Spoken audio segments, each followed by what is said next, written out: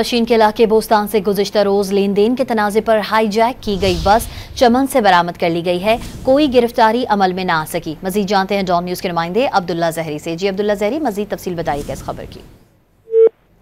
अब्दुल्ला ज़हरी से रब्ता करने की कोशिश करेंगे। आपको बताएं कि पशीन के इलाके बोस्तान से गुज़िश्ता रोज़ लेन देन के तनाज़े पर हाईजैक की गई बस चमन से बरामद कर ली गई है, जबकि कोई गिरफ्तारी अमल में नहीं आ सकी है। हमारे साथ अब्दुल्ला ज़हरी मौजूद हैं। जी अब्दुल्ला।